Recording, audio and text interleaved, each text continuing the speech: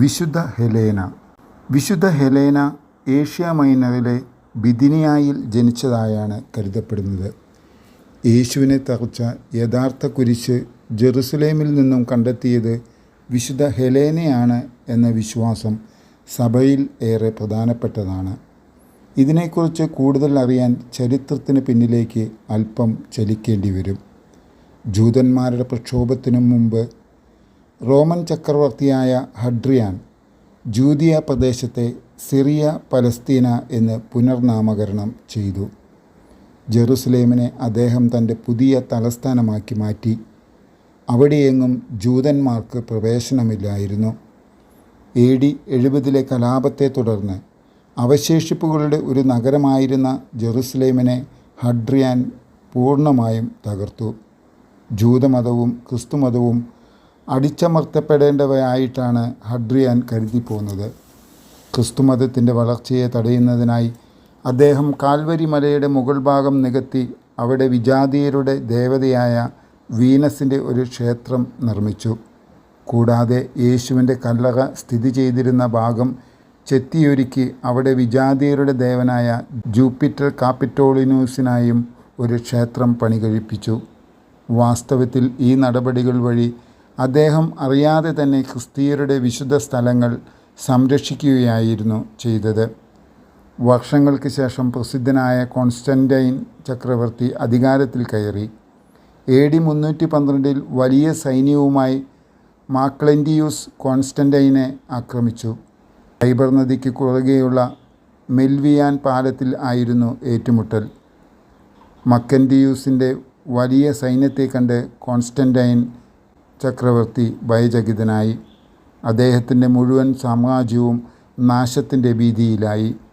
ഈ സാഹചര്യത്തിൽ ചക്രവർത്തി മുട്ടുകുത്തി നിന്ന് തനിക്ക് വിജയം നേടിത്തരുവാൻ പ്രാർത്ഥിച്ചു. പെട്ടെന്ന് തന്നെ തെളിഞ്ഞതും ശാന്തവുമായ ആകാശത്ത് അഗ്നി കൊണ്ടുള്ള ഒരു കുരിശടയാളം പ്രത്യക്ഷപ്പെട്ടു. അതിനടിയിലായി ഈ അടയാളം വഴി നിങ്ങൾ വിജയം വരിക്കും എന്ന വാക്കുകൾ അവർ ദർശിച്ചു.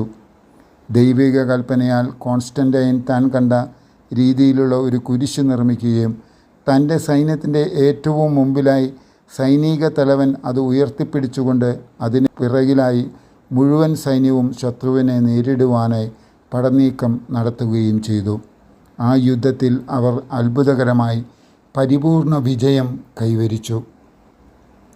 കുരിശടയാളം അതോടെ ക്രിസ്തുവിൻ്റെയും റോമാ സാമ്രാജ്യത്വത്തിൻ്റെയും യുദ്ധവിജയത്തിൻ്റെയും അടയാളമായി മാറുകയാണുണ്ടായത്. അധികാരത്തിലേറിയതിൻ്റെ അടുത്ത വർഷം തന്നെ കോൺസ്റ്റൻറ്റൈൻ ഉത്തരവ് വഴി ക്രിസ്തുമതത്തിന് നിയമപരമായ സാധുത നൽകി. അദ്ദേഹത്തിൻ്റെ മാതാവായ വിശുദ്ധ ഹെലേന ഇക്കാലയളവിലാണ് ക്രിസ്തുമതത്തിലേക്ക് പരിവർത്തനം ചെയ്തത്. തൻ്റെ ഉന്നതമായ പദവിയെ വകവയ്ക്കാതെ പാവങ്ങൾക്കിടയിൽ ദൈവസേവനം ചെയ്യുന്നതിൽ വിശുദ്ധ സന്തോഷം കണ്ടെത്തി. അവളുടെ വിശാലമായ കാരുണ്യപ്രവൃത്തികൾ അഗതികളുടെയും ദുഃഖമനുഭവിക്കുന്നവരുടെയും മാതാവ് എന്ന ഖ്യാതി വിശുദ്ധയ്ക്ക് നേടിക്കൊടുത്തു. ഏതാണ്ട് 324 80-ാം വയസ്സിൽ തൻ്റെ മകൻ്റെ അംഗീകാരത്തോടെ വിശുദ്ധ സ്ഥലങ്ങൾ കണ്ടെത്തുക എന്ന ലക്ഷ്യത്തോടെ വിശുദ്ധ ഹെലേന പാലസ്തീനയിലേക്ക് യാത്രയായി.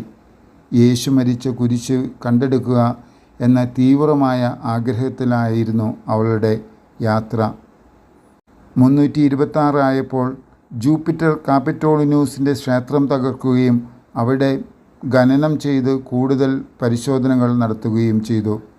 അധികം താമസിയാതെ തന്നെ യേശുവിൻ്റെ കല്ലറയുടെ അവശേഷിപ്പുകൾ കണ്ടെത്തി. തുടർന്ന് കല്ലറയ്ക്ക് മുകളിലായി ഒരു ചെറിയ ദൈവാലയം പണികഴിപ്പിച്ചു. നൂറ്റാണ്ടുകളായി പലവിധ പുനരുദ്ധാരണ പ്രവർത്തനങ്ങൾക്ക് വിധേയമായിട്ടുള്ള ആ ദൈവാലയമാണ് ജെറുസലേമിലെ ഇന്നത്തെ ഹോളി സെപ്പൾച്ചർ ദൈവാലയം. കഠിനമായ പരിശ്രമങ്ങൾക്ക് ശേഷം വിശുദ്ധ കാൽവരിയിൽ നിന്നും 3 കുരിശുകൾ കണ്ടെടുത്തു. സുവിശേഷകർ രേഖപ്പെടുത്തിയ ലിഖിതങ്ങൾക്കും ആണികൾക്കും ഒപ്പമായിരുന്നു അവ കണ്ടെടുക്കപ്പെട്ടത്. എന്നാൽ അവയിൽ നിന്നും യേശു മരണം വരിച്ച കുരിശ് ഏതാണെന്ന് കണ്ടുപിടിക്കാൻ സാധിച്ചില്ല. ഇതേ തുടർന്ന് മക്കാരിയൂസ് മെത്രാൻ്റെ ഉപദേശപ്രകാരം രോഗസൗഖ്യത്തിന് ഒട്ടും സാധ്യതയില്ലാത്ത അസുഖം ബാധിച്ച ഒരു സ്ത്രീയുടെ ശരീരത്തിൽ ആ 3 കുരിശുകളും കൊണ്ട് സ്പർശിച്ചു നോക്കുവാൻ അവൾ തീരുമാനിച്ചു. അപ്രകാരം 3-ാമത്തെ കുരിശ് മുട്ടിച്ചപ്പോൾ ഉടനെ തന്നെ ആ സ്ത്രീ എഴുന്നേൽക്കുകയും പരിപൂർണമായി സൗഖ്യം പ്രാപിക്കുകയും ചെയ്തു. സന്തോഷത്താൽ മതിമറന്ന ആ ചക്രവർത്തിനി കാൽവരിയിൽ ഒരു ദൈവാലയം പണികഴിപ്പിക്കുകയും ഈ കുരിശ് അവിടെ സ്ഥാപിക്കുകയും ചെയ്തു. അതിനുശേഷം അധികം താമസിയാതെ ഹെലേന റോമിലേക്ക് പോയി. AD 330 വിശുദ്ധ മരണപ്പെട്ടതായാണ് കണക്കാക്കപ്പെടുന്നത്.